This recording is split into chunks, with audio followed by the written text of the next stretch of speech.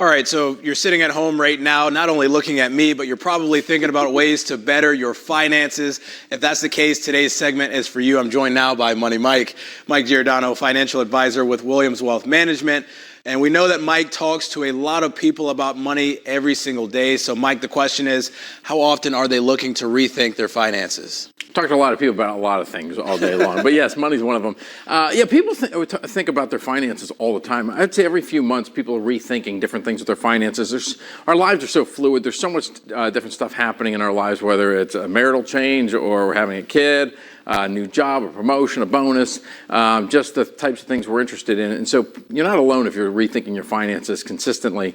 And the biggest thing is that, you don't need to be stressed out about these things. You just need to have a plan, take action. And you talk about having a plan and taking action. Help us take action. How do we start thinking about this? Yeah, the first part is actually not even to think about the money, really. You want to get down to the root causes of why do you want to make this big change with your finances? What's the stress? Is it you're living paycheck to paycheck? Is it you don't feel like you have time to be with your family, your kids, your friends, do some of the hobbies that you're really interested in? Get down to those specifics. If it's, I'm sick and tired of pulling weeds and I really want to play with my kids, then figure out how do you rejigger your finances so that you can have somebody else pulling your weeds for you.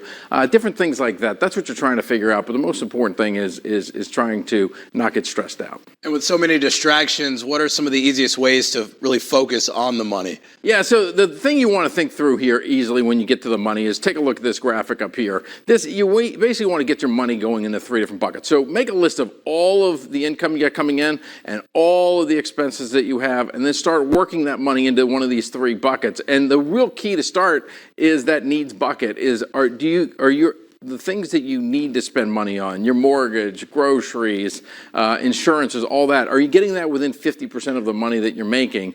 If you got that going, then make sure you got some money going to savings. And then really what you're trying to work with is that bottom part, that 30%, that's your discretionary spending, what you want to spend money on. That's where you might be able to start penciling out some things that you're spending money on right now that you could probably wipe away, and that would get you some of the time back and maybe some more savings. Oh, some of us may need to readjust some of those numbers there.